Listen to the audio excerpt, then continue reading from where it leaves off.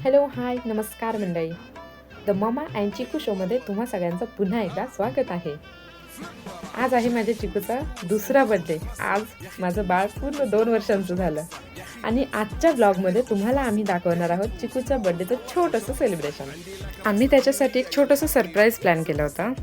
तो उठायच्या आधीच त्याच्या बाबांच्या मदतीने पूर्ण काही आम्ही सेट करून ठेवलं होतं. त्यांनी उठल्यावर हे सगळं बघितलं आणि मग तो बलूनसोबत खेळायला लागला आणि त्याचं बलूनसोबत खेळून झाल्यानंतर त्यासाठी एक छोटंसं सरप्राईज होतं. त्याला मी आतापर्यंत बाहेरचं काहीही खायला दिलेलं नाही आहे. पूर्ण 2 वर्ष हे सगळं नियम पाळणं थोडंसं कठीण होतं, पण हां अशक्य नव्हतं.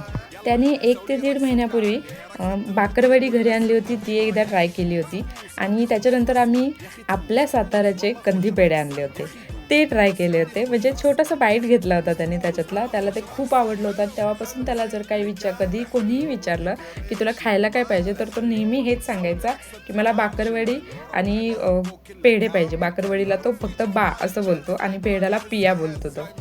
त्याच्यानंतर अजून त्याला काय खायला पाहिजे विचारलं मी बड्डेच्या दिवशी, काय पाहिजे तुला खायला 2-3 दिवसापूर्वी विचारलं, तेव्हा त्यांनी मला सांगितलं होतं मला वडापाव पाहिजे आणि आईस्क्रीमसुद्धा पाहिजे असं बोलला होता.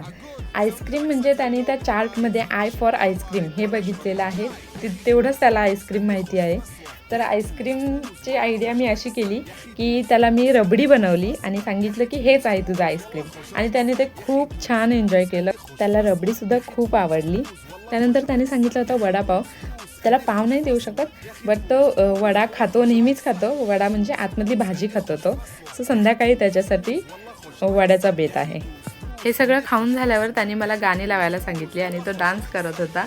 त्यानंतर त्याने फुल एन्जॉय केला. हे असं होतं आमचं छोटंसं सेलिब्रेशन. त्याच्यासाठी केलेलं हे छोटंसं सरप्राईज तुम्हाला कसं वाटलं हे नक्की कळवा. भेटूया नेक्स्ट व्हिडिओमध्ये. तोपर्यंत बाय.